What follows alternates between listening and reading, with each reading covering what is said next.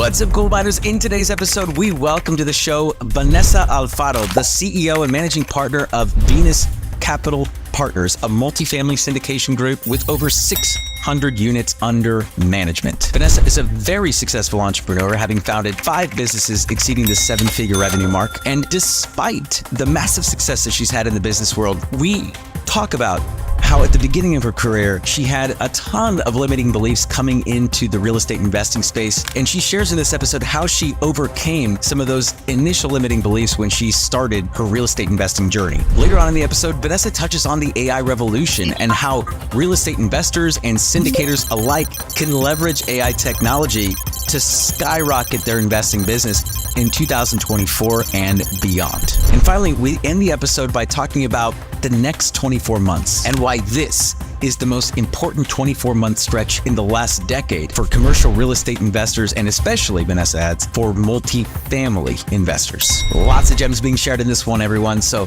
let's welcome to the show, Vanessa Alfaro.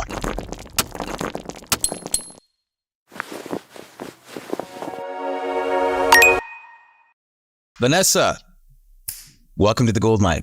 Thank you, Danny. Yeah. Happy to be here. We were having a great time just now, working through some technical difficulties and talking about our Latin heritage. So really cool that I get to talk to a fellow Latin investor. It's not every day, that I get to do this. So this is going to be a really, really fun episode. You started off by managing a marketing agency, and you made that pivot into real estate investing and syndication. So I'd really love to hear, because this is not every day that I talked to someone that was in marketing before and then made the switch into real estate investing and syndication. So what inspired that career pivot? Oh, interesting. I think that a lot of people actually switch careers and pivot to real estate.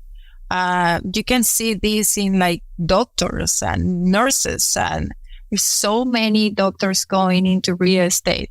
And it's very scary for most of us that are not into real estate, hasn't grown in a family that have real estate and own single family homes or multifamily and all these things. So it was very scary for me. Okay, probably people can relate that actually is switching careers into real estate because I didn't know anything about multifamily.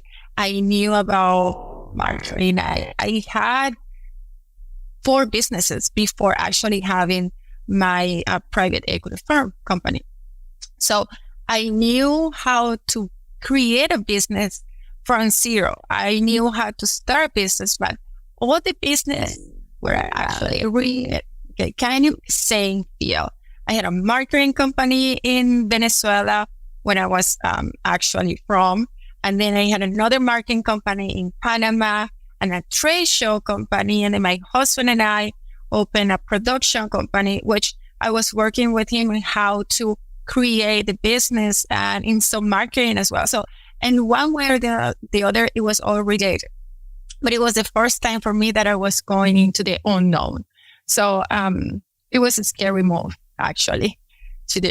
Yeah, it takes a leap of blind faith that you can, make it work. But the fact that you had other businesses too, I mean, I also made a pivot into, hotel investing. And so when I made that pivot, there was a degree of uncertainty, but like you said, you had already done it before. You had built a business before, so you know what that felt like. And I think that really helps, because if you don't know what that feels like, I feel like, I don't know if you would succeed, if this was like your first go at something, because it really takes a lot of work. I'm curious, what some of the... A lot of work. Yeah. What some of the challenges were, when you started, like, what can you remember when you were first kind of getting into it? What were some of the challenges that you had to overcome? Well, the first challenge was to go into something that you don't know, like 100% don't know. And I remember having this conversation with my husband, hey, we should go into multifamily. And it was like, I literally know zero about multifamily. I had some real estate investments in Panama, like single family homes. And it was like literally a nightmare for me to deal with tenants. And I I don't want to go there. Yeah. I don't want to be dealing with tenants, the people that pay, that don't pay, blah, blah, blah. So for me, the first step was to understand what I was getting into it. So the first step was to know, okay, I need to learn what is all this business about. And I need to learn how you can put this business together. I can do a business plan, but I don't know anything about the industry. So my first step was actually to go into a multifamily insurance, which I didn't know I wanted to be multifamily. I wanted to do multifamily. I knew I wanted to do real estate, but no multifamily.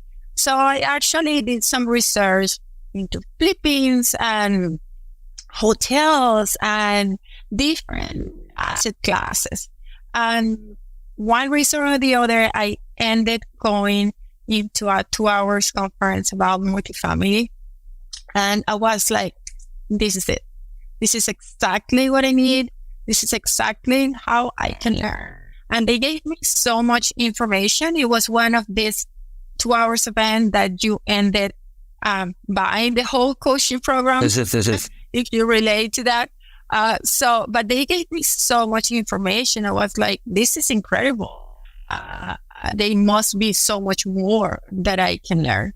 So that was my first step into multifamily. I remember I paid $1,500 to sign up for the next level of the event. And it was a 3 days event to learn about how to underwrite properties. And since I really love numbers, I love numbers. I love Excel tables. I can immerse myself in Excel all day and I will be super happy doing that. So it was 3 days. Like I was learning, I was using Excel, doing projections. I was very familiar to P&L, balance sheet and all that because of my business. And then after that, I actually signed up for the full yearly coaching of the program. And that's how it There's a lot there. And the first question I want to ask you is the one that came to mind first was with the tenants thing. So with the investment properties that you had overseas, you said like one of the biggest nightmares that you had was dealing with tenants. I find it interesting that you still chose to invest into an asset class that you have to deal with tenants all day, right? So what were the differences, right, between the tenants? And was it like mostly single family homes or single residences overseas?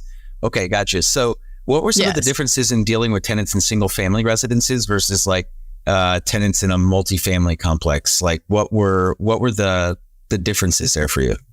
Well, have you ever been, or the listeners actually, have you ever been in a situation that you feel that you should be in real estate and you want to buy something real estate? Because everybody says real estate is amazing and it's going to give you cash flow. And then all of a sudden people start throwing on you deals that are amazing because the building is pretty and it looks like super luxury. And you're going to make a lot of money because the price is right. And then you go and you buy that property and you realize that nothing is real because you're not making money. You actually pay overpriced and then you have financing, and then you don't know how. And then probably you choose the right tenant because you don't know how to screen that person. That's exactly what happened to me. I went into the unknown and I got a few apartments in a luxury tower, another house, and I actually didn't know what I was doing. I had my marketing business that I was making money, and I wanted to invest that money in a different way that was not the regular investments that I had, and I followed that trend.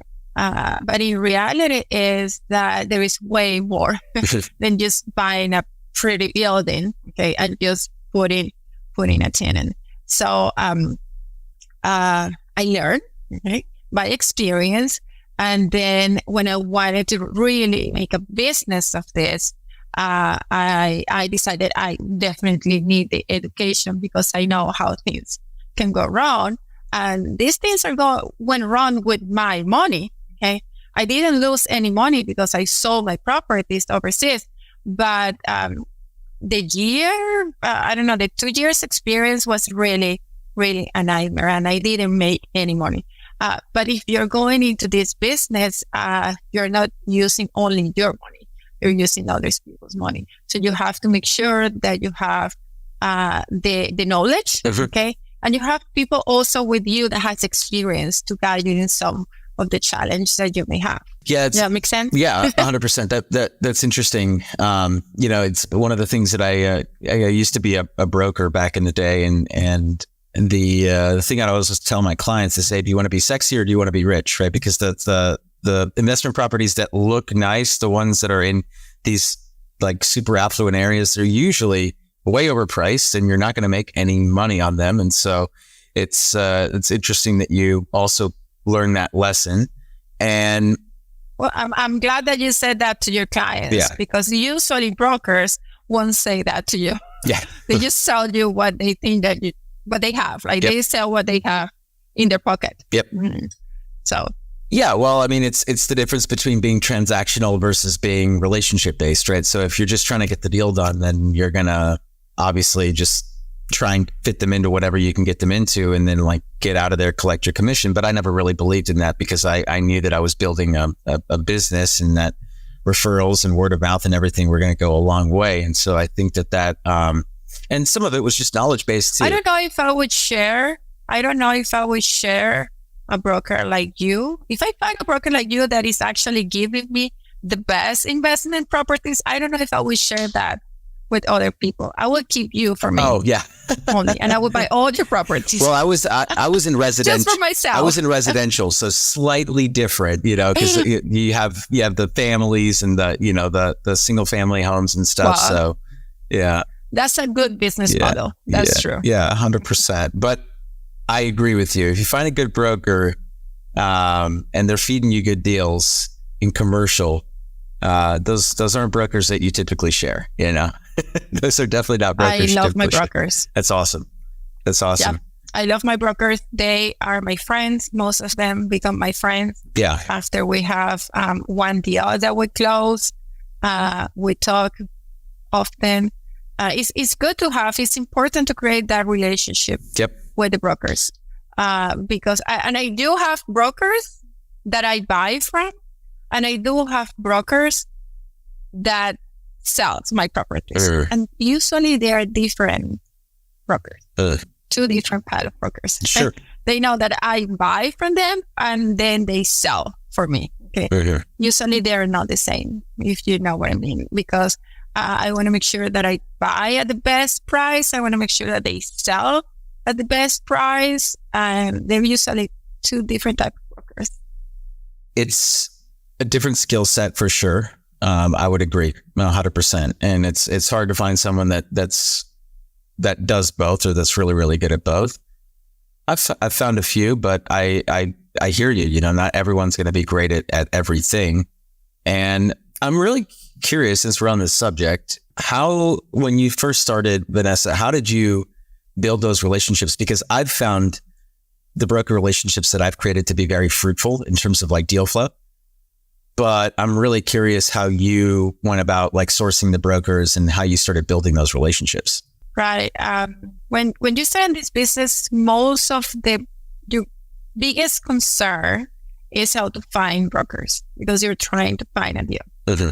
And then one of my biggest fear was actually doctors, because as you know, I have a very strong accent, and I was already I've been here in the US more than 10 years, more than a decade. Yeah. But at that point, I was building my husband's company, managed right now, our production company.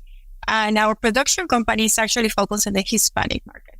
So if I was talking in English to some people, mostly I was speaking Spanish to everybody in the company. We have people in Mexico, we have people in the US, but everybody was actually speaking Spanish. So it was one of my biggest fear was actually to talk to brokers and start that relationship and actually talk to brokers in English. I felt like it was going to be like a big barrier to start talking to people in English. But listen, you do what you have to do. If you're an entrepreneur, you are used to risk, okay, and just to take massive action. So you do what you have to do. And I started practicing. I started calling brokers. Some of them never returned my call. And I think that the smallest firms were the ones that actually were paying attention to me. Like there were smallest firms in Craigslist on LoopNet, or in the biggest firms, the new ones, the youngest ones. So those were the ones that I was actually reaching more, because the more seasonals and the more experienced one, they were not paying attention to me at all. I was new. I didn't have a big portfolio to share. And one broker, very nice guy, super young, probably he was like 23 or 24. He had a lot of years experience in real estate because his family was in real estate for years. But he was actually new in the firm. It was a huge firm. And I was focused in the Midwest market. And I was trying to buy something from him. It was overpriced, 200 units.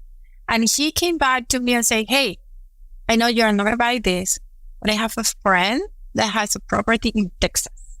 You want to look at that property? And I was like, of course, yes.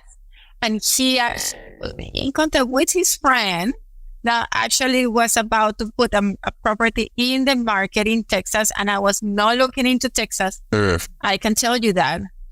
And he threw me this property in a very good tertiary market in Texas. And that's how I got actually into Texas, because this referral. That's interesting. Yeah, that's awesome. And by the way, I would absolutely agree with you that when you are getting started as an investor, those conversations can be intimidating. You know, I think that given my background, I didn't have a problem with that necessarily, but I was a part of a mastermind where a lot of people, like, that was a huge limiting belief for them. Like, hey, like I'm not experienced, or, you know, whatever excuse or limiting belief of the day. You know, it's like Baskin Robbins, right? 31 flavors. There's always going to be some sort of like inner dialogue as to why they're not going to take you seriously. And I actually had a guest on the show recently, Tate Seamer, who I'm not sure if you know Tate, but he's in the same space, multifamily, runs a private equity group. And he has this, he calls it a credibility kit. And I thought this was really interesting, you know, where, you know, his student, because he runs a coaching program and everything, and his students, like, basically, what he did was he put all of his buildings on a deck, and had the students share, you know, as if it were their buildings, right? So like, so having something to share, like having some sort of like credibility, he calls it a credibility kit. But I think what that does, right, is it gives you as a newbie the confidence to go in and kind of like have those conversations. But I think anyone who's listening at home, 100%. Yeah, 100%. And I think anyone that's listening at home, find your version of a credibility kit. Like, find someone to latch onto, find a mentor, find someone that has experience. Because you've talked about this too, right, Vanessa? Finding that mentor and you know, allowing someone to kind of show you the ropes. So I'm wondering, you know, what was that experience like for you in finding a mentor, and how did you do that? And I do exactly the same with my students and the people that I coach. Yeah. I do exactly the same, and we do sponsor some deals. So if someone new comes to us with a deal that is a good deal and fit our criteria, so they have our permission to go to that broker and say that they are working with Venus Capital and use our schedule real estate and actually present that as part of the group. Because it's true, That's if awesome. I'm going to go with them in this deal, okay, it's going to be my experience, it's going to be my portfolio, which is backing that person up. So that's very important if you're new, is to find that experience. So that partner, okay, that JV partner that can actually help you to get into that closing line so you can have at least one property under your belt. So that's exactly what I did as well. I had a mentor. I had a mentor for a year. This property came in the 9th month of the coaching program. Okay. So with my coach, I say, hey, I have this property. I really need a good partner that you think is going to help me to bring this to the finish line and help me and guide me to the unknown. And she put me in contact with one or two guys in the network, and he was very useful. Okay, he was very useful. I did the work. Okay, 100% work. But when I need him, I would text him and I would call him, and he will give me the answer.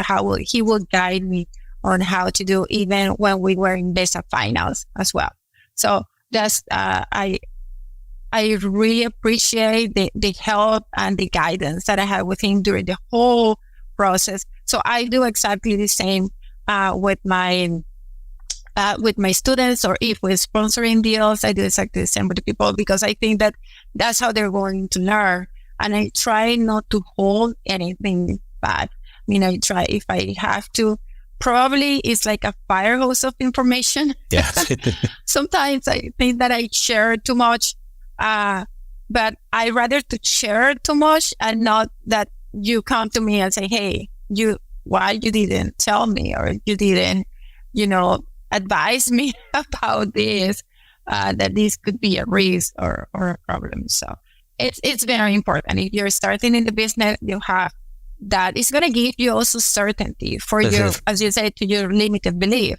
It's going to give you some certainty that even if you don't know every step on the way, you have someone that actually has been there for the last 5 to 10 years. And he gave me, I didn't have that JV partner when I actually found this deal, but I had my coach. And this is funny, okay? But I'm going to give you a golden nugget right now. So if you're really, really new, if you're like super new and you don't know how to answer some questions in your turn, questions that you don't know, just in that time, 5 years ago, I was using Google. Yeah. So I will have Google in front of me all the time, just in case they ask me a question that I didn't know how to answer. But right now you can use AI. Okay. Like have one of the AIs open in front of you, and if they ask you a question that you don't know how to answer, just add that question to AI. Like in real time, you're going to have an idea of what to say. And so that's what I did. That is awesome. And actually, I want to talk about AI because I know that you have recently been talking about AI and how it's revolutionizing the investing space and the syndication space. And we'll get there in a second. I do want to kind of just jump in there and reinforce what you just said about, giving you the certainty, right? Like a great mentor kind of gives you that certainty. And one thing that one of my business coaches, great guy, John, he had this saying, and I think it's really important for people to understand that great coaches and great mentors can instill what he called a borrowed belief, right? So they have already done it. And so because they've done it, you can borrow that inner belief that they have in themselves that it's going to get done, right? And so it's so like that certainty that you talked about, like that you're borrowing their certainty, right? You're taking from them, they're borrowing 100%. It. And it's so powerful. And I think anyone that gets into investing or gets into anything really in the real estate space without proper coaching and proper mentorship and proper guidance, you're really setting yourself up for failure. 100%. Yeah, I 100% agree with you. And let me add one cherry on top, please, to what you're saying, which is very important that when you're choosing a mentor, you choose a mentor that already did and achieved what you are looking for. I mean, if you're looking for someone to mentor you in multifamily, well, you have to choose someone that already did and achieved what you are going through. Not a new person that probably has one property and is going to show you how to raise $20 million, but he or she herself hasn't raised even $3 million. So it's very important that when you're looking for high performance coaches, okay, you actually look for the right person that has already been there, okay, and has experience for you. That's what you're paying. You're paying thousands of dollars to a coach. Why? Because you want to use 10 years of experience that they have and they want to bring it to you now. So you want to save time. You want to do what I call a quantum jump. Okay.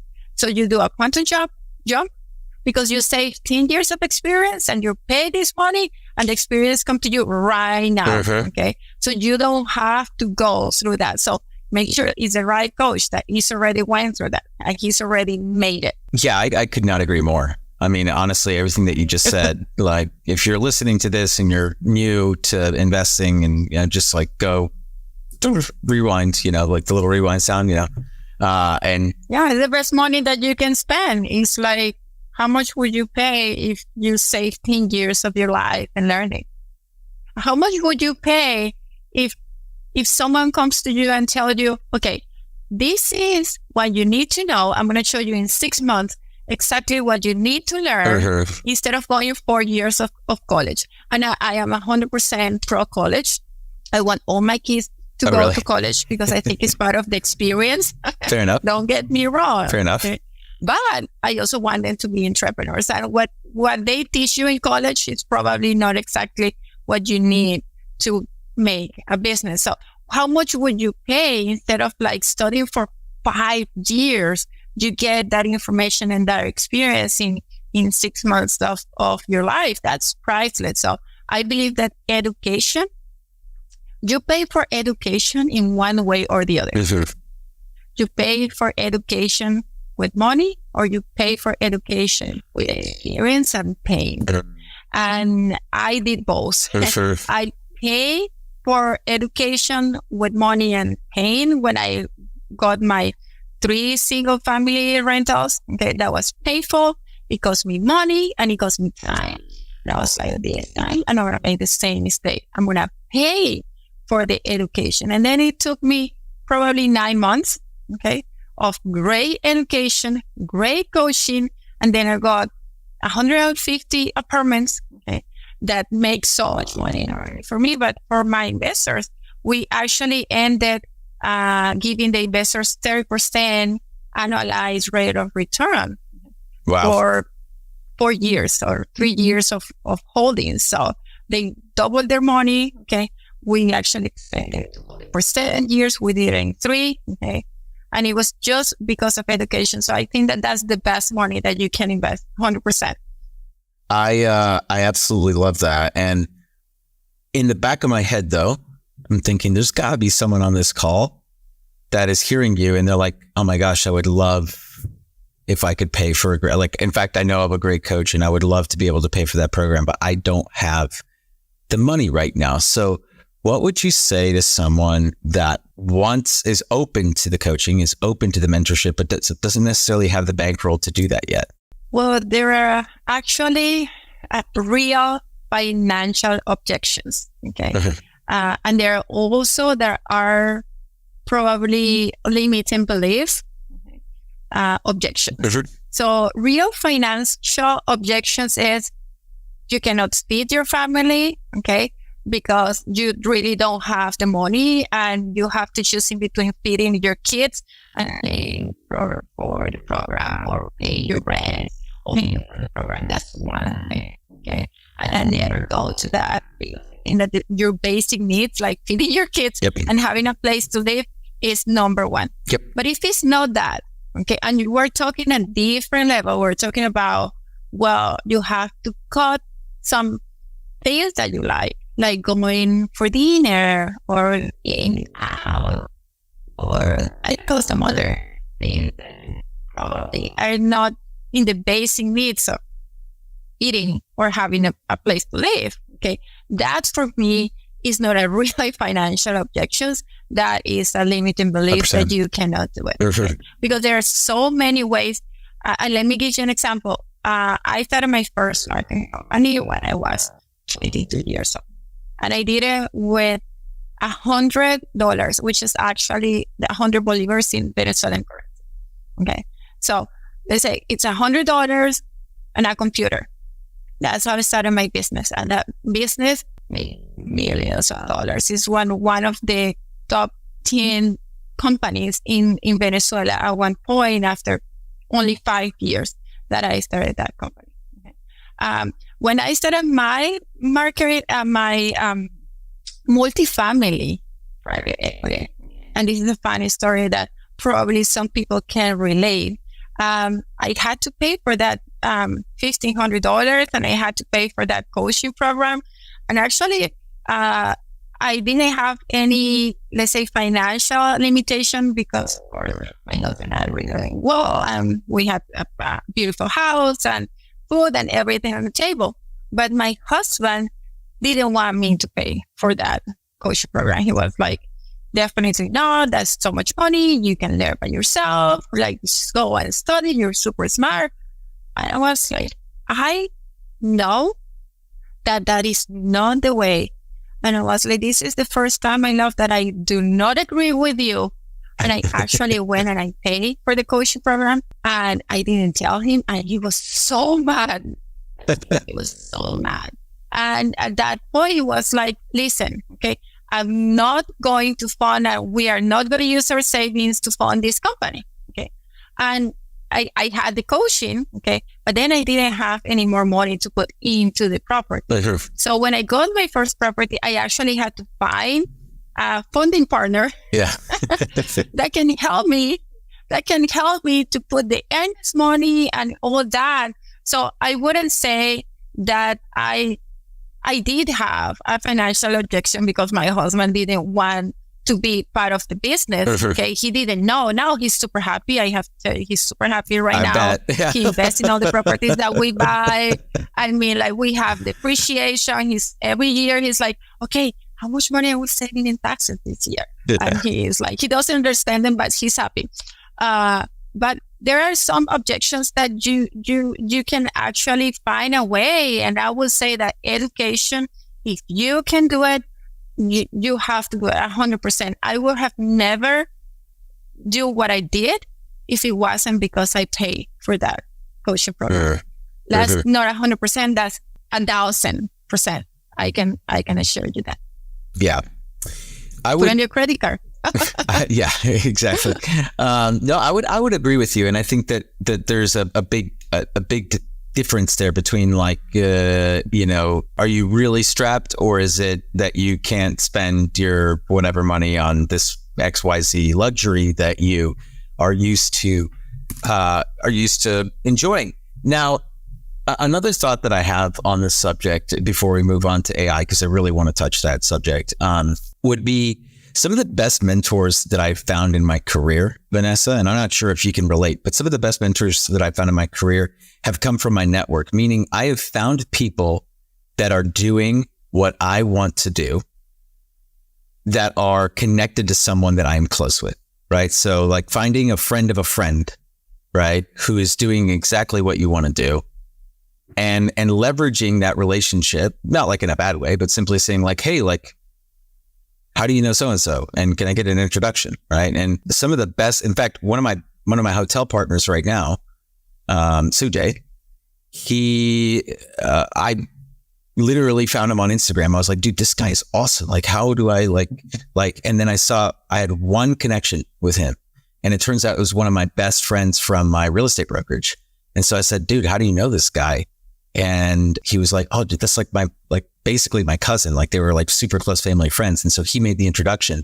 And then, we just hit it off right away and kind of created a relationship. And then I found a deal, brought it to him. And then that's how that all kind of happened. So it's interesting that, like, it doesn't always like mentorship and coaching doesn't always require money, right? Now I brought him the deal, right? So there's some value exchange there, right? Because as I bring in the deal, but it's interesting that, you know, we kind of get sucked up into this idea that like there has to be like a value exchange in form of money.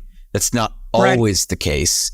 And if you are not able to, you know, invest into a coaching or a mentorship program, or you haven't found a coaching or a mentorship program that is right for you, then I would also say like you could potentially explore. And I'm not sure if you agree, but I think like searching through your network and seeing who's doing what I want to do and how can I get connected to them is almost just as powerful and sometimes even more powerful. Right. And I think one thing is not completely unrelated to the other one, because you're always finding people on the way that you can give value to them, because it's important to think, okay, what value I offer to this person. But everybody in your journey, in some way or the other, is going to act like a mentor. Okay.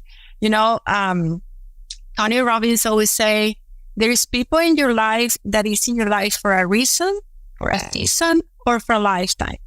Okay. So everybody in your life come to your life for a reason, a season, or a lifetime. Okay. So you think about that. Every person that you are connected to, okay, has a lesson for you. Probably it's not going to be in your life forever, okay, but has a lesson for you, a message that you can hear, or it's going to be for a season, okay, which could be, for example, a mentor, okay, that is very important person for a season, or it's going to be with you for a lifetime. It's a long time partner, or a husband, or a wife, etc. So I think that everybody is around you for someone and can actually give you something, okay, and you can actually give them something as well. So it's like this intersectional energy that actually is what is going to make the difference one person's life or the other. And following in what you're saying, you know, about the 1 degree of separation, when everybody in some way or the other is connected to other person through a network of 6 people. Okay. So it's a very interesting role, and you can actually get to that person if you start seeing, okay, someone that you follow that follows, and you can get connected to them. And I believe that one person actually can change your whole life. Okay, one person can actually change the whole trajectory of your life or your career. The thing is that you don't know who is that person. You don't know who is that person that is going to change your life. So that's why it's so important to be open, to have eye opens, ears open, okay, and just to see and listen, okay, who is that person that the universe, God, or whoever is sending you to guide you in the way. Again, could be a mentor, but could be also someone around you that you don't know where it's coming from. And I have many people that has changed my life. Okay, and it has been in my life for a reason or for a season that I can say that, okay, this person, and sometimes I don't remember the name of the person, but I know that this person changed my whole life. Okay, when I was 20, when I was 30. Okay, and I also want to be one of those people in other people's life. Like I also think like, how can I say something or do something that can actually, even if I'm not going to see this person again, I can actually help them. Okay. And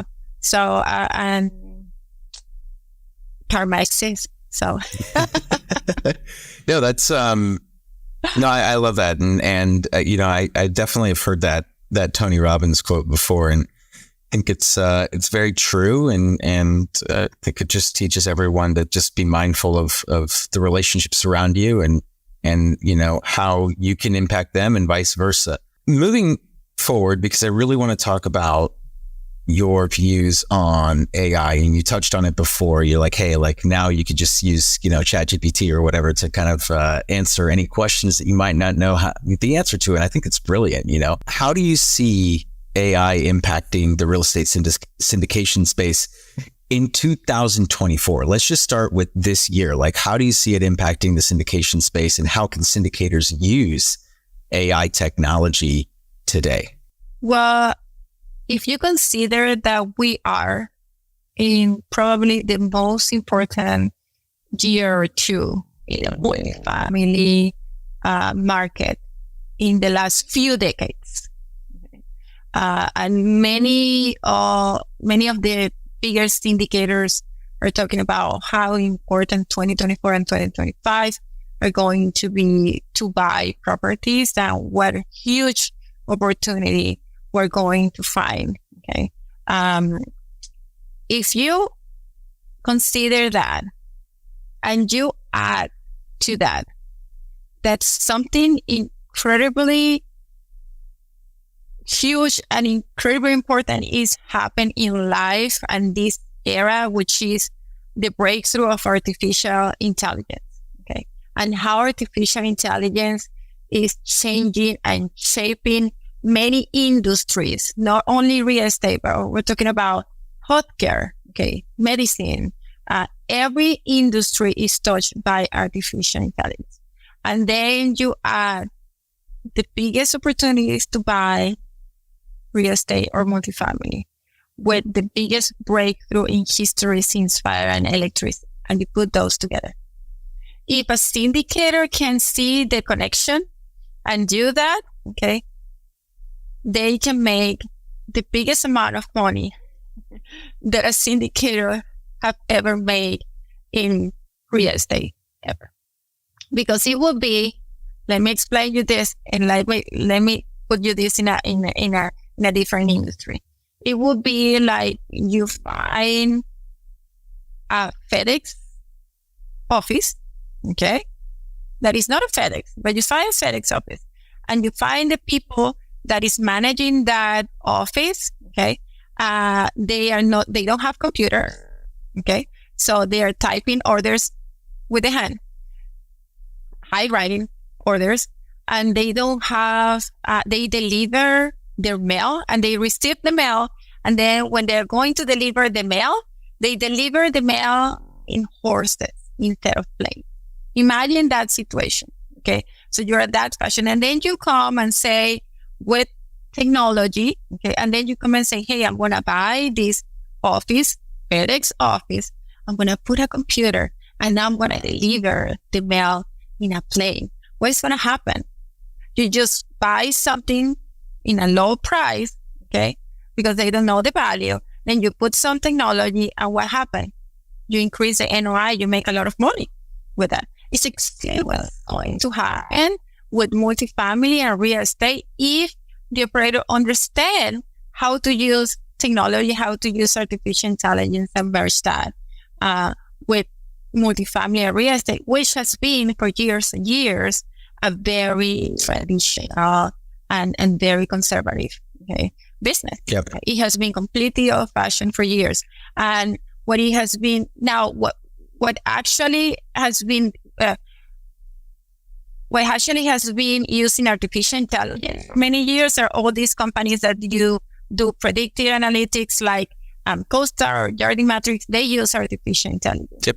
But also syndicators and people that are buying properties, they don't know how to do it. And this has been our focus is to integrate these technologies to asset manage our deals, to acquire our deals, to create broker relations, to find more deals, to streamline all these processes.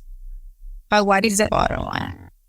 We use artificial intelligence and all new technology to find more deals, raise more capital, and actually increase the NOI of the properties. At the end, that's what you're looking for. Okay, it's just bottom line, which is increase the NOI, and the only I believe in 2025, okay, technology is gonna be the only thing that is gonna set the difference in between an operator that is making X amount of money and operator that is making way less money. Okay. Is going to be the use of technology. There is nothing else, because you can't control insurance costs. You cannot control taxes increases. Okay. But everything else in your expenses, everything else can be controlled with technology and artificial intelligence. Okay. And I agree. I'm curious though, like give us one concrete example that you can think of right now on how AI is either currently or how you plan on having it impact your syndication business in 2024. Well, if we're talking about the deal per se, yeah, I can cut right now 50% of my payroll just using artificial intelligence. 50%, just right at the top. I can cut 50% of my payroll if I use all the tools that I have, okay, all my buildings. Okay, I don't need 2 or 3 employees to run a property. And I believe the properties in the future are going to, even if it's 200 apartments, are going to be run just with maintenance people that are taking care of the physical, probably a few robots as well. But what is actually the office, okay, I 100% believe that we are not going to need human power, and at least we're not going to need the amount of human power that we need right now. If I can cut 50% of my payroll right now using artificial intelligence, in 2 or 3 years, probably we just have a robot that is able to talk to a human in the same way or better than a human is talking to you right now. You know, you just touched on something, Vanessa, and I really want to stick here for pretty much the remainder of the show, because my belief is that we saw a massive run up in prices and equity gains over the last, call it 15 years almost, ever since the crash, like 13 years, right? And what I'm noticing and what I'm experiencing, what I'm seeing now is that, and I'll give you an example in the hotel world. CBRE published a study done last year where top line revenues had increased, or the top line revenues had increased pretty significantly in 2023. However, margins were down, right? So what does that mean? Well, that means expenses are climbing at a faster rate than revenues are. And so what you just said, I think everyone who is an experienced investor, or even if you're new, you should take this nugget. The key to being a successful investor in the 2020s and the 2030s will have everything to do with managing and controlling expenses. Have everything 100%. To do with that. And how do you manage and control? How do you manage and control expenses? That's exactly the point. Right. The only way to manage and control expenses is while having a good asset manager, watching in your T12, watching in your utilities, putting blah, blah. Really, okay? The only way to control expenses is with technology. Having 100%. All that data, having the data, having all these smart buildings, okay? Smart buildings with Internet of Things, matched with artificial intelligence, okay? Cutting your payroll expenses, because you don't need actually someone, okay, sitting on your desk answering the phone, okay, just to call people to book tours. You don't need that anymore. Right. Okay, that's artificial intelligence. So why would you put that into your, even if you're very efficient watching at your T12, okay? Technology is the only thing that is going to set a difference. And at one point, I believe that all of the properties would be run with technology, but it's gonna take time, because people sure. right now, and even people that I know in the industry is so concerned about the using of these technologies. People don't like change. People don't like change. And they are concerned about how to use it. They are concerned how people is going to react to the use of that. Okay. So they just sit and wait. And while everybody's sitting and waiting, I am putting all that into my properties, and I am making more money than everybody else. 100%. Well, and by the way, that also is great for your investors because through implementing AI, you're increasing the operational efficiency of your business and your properties, which ultimately is going to lead to better returns.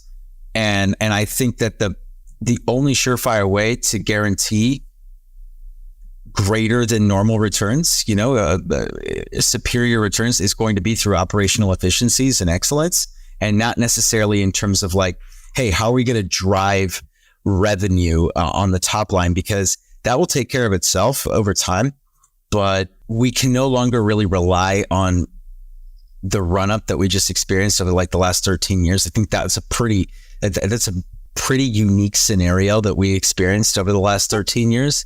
And I think this next cycle, it's going to be even more important to watch those expense items. And you just hit it on the head, Vanessa. You're with AI. I think that there's a lot of potential there to improve operational efficiencies.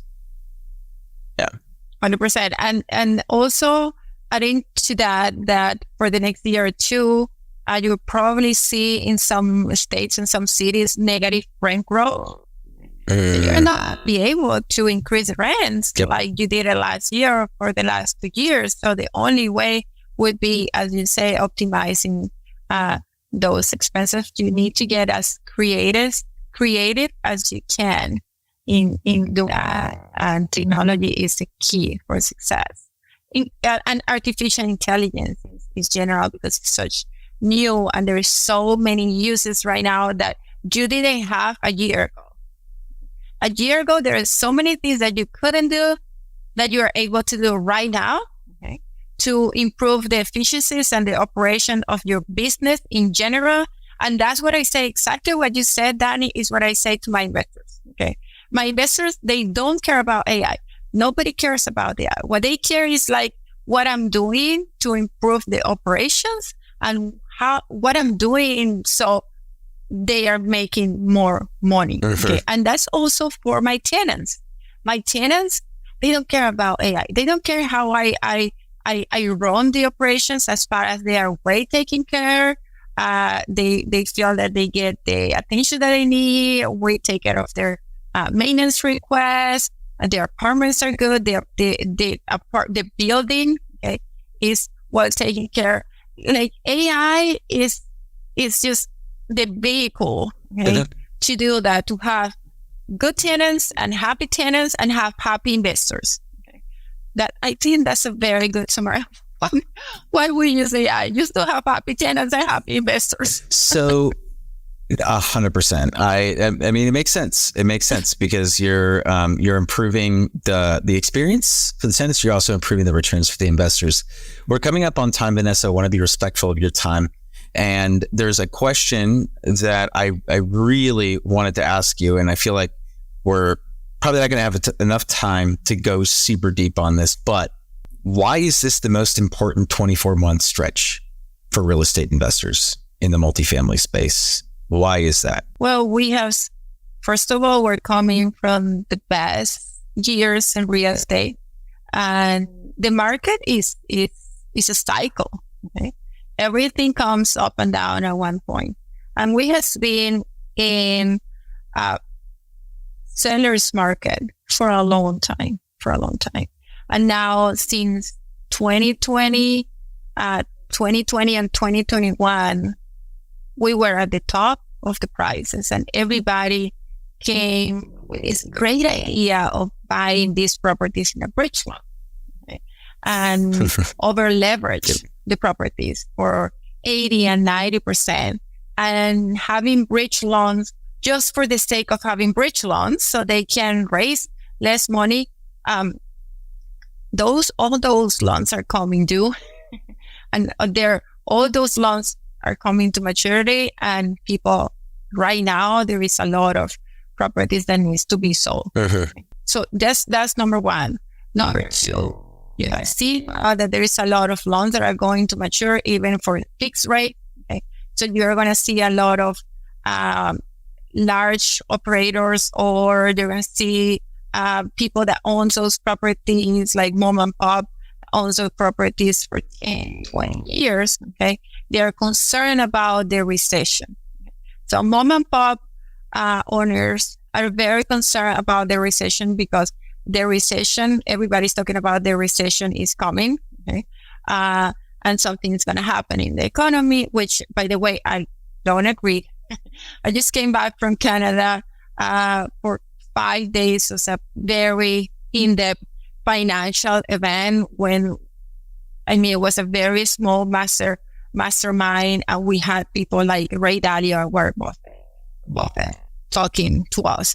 And they are all very consciousness, okay, about the economy. Everybody has a different point of view of what's going to happen, but they are not stop investing, okay? They are not freezing right now, and they're all.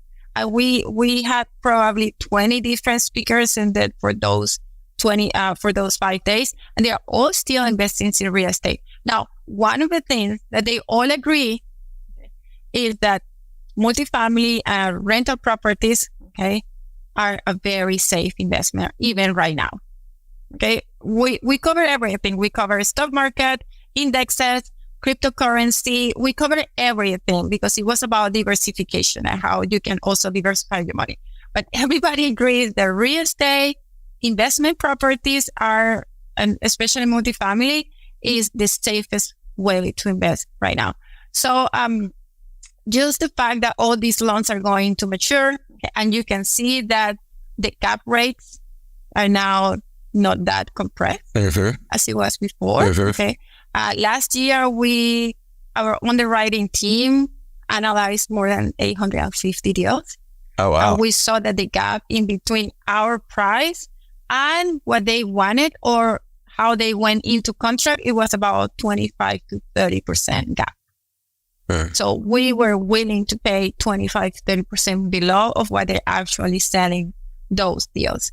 Right now, for the last 3 months in the year, since December to January and February, we actually see a difference of 10% in between our price and what other is willing to pay. So you can see that gap is closing right now, and it's going to close more at the end of 2024 as those loans mature, okay, and people get more scared. And that's the time when people start, they're gonna be a lot of deals in the market that needs to be sold, and you have the availability, you have the time right now, and you have the opportunity to buy deals that are 50%, 25% below price. You have properties that are below replacement value right now, and that's going to keep going. I think in 2024 and 2025. Yeah, that is. It's so true. The market conditions right now. There's, especially when it comes to the maturing loans, there are so many properties that I've seen personally where it's like it would cost way more to build this thing from scratch than you guys are selling this for right now, which is crazy to think, right? Like, so what you just said right now, below replacement value. Who knows when the next time that's going to happen is? But this is a once in a cycle opportunity. And I could not agree more. Vanessa, thank you so much for your time. I know that we're up on time here. If you want to learn more about Vanessa's coaching program or just connect with Vanessa, all of the links to connect with her are going to be in the description box down below. And Vanessa, in traditional Goldmine fashion, before I let you go, I'm going to let you leave the audience with one final Gould nugget. Okay, so if you are an entrepreneur, okay, regardless of which industry you are, there is this book that I started reading a few weeks ago that I love, and it's called Buy Back Your Time, okay? And it's all full of golden nuggets, okay? This is like full of golden nuggets of how you can build your business and actually scale your business faster. And what I do is I take those concepts and I actually add technology to the concepts. Okay? So AI, I was like, I can go and use AI and how I can do the bad using AI. And then the AI comes to me and tell me how can I do it. Nice. So that if you're a syndicator or if you're even in a different business, okay, or even if you are running a different type of company, I think this book is awesome and it's full of golden nuggets. That's awesome. And it's called Buy Back Your Time, yeah? Buy Back Your Time from Dan Martell. Buy Back Your Time from Dan Martell. That's awesome. Vanessa, thanks for stopping by. Thank you. Bye-bye.